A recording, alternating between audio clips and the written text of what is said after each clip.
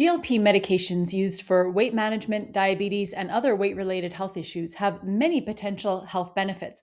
As for any medication, there can be some potential risks as well.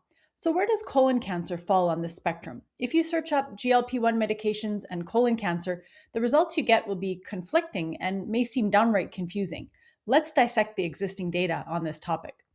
Some observational studies have raised a potential concern. An analysis of 7 retrospective cohort studies suggested a 2.3 times higher risk of colon cancer in people receiving GLP 1s, but there was no difference when compared with people using other drugs such as metformin or DPP4 inhibitors. Those are both diabetes medications.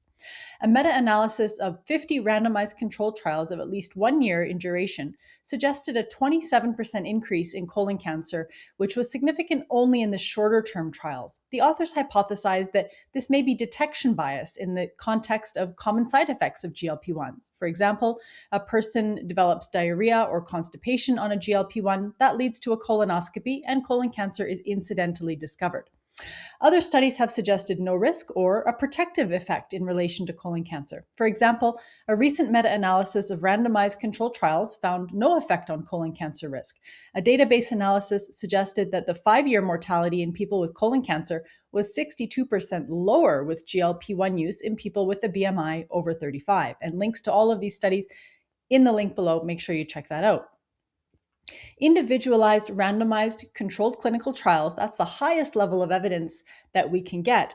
Those have not raised a signal for colon cancer. That being said, colon cancer typically takes many years to develop, longer than the duration of most of our clinical trials. So, what mechanisms could be at play here? Well, there's interesting considerations, some in favor of increased risk and some in favor of protection.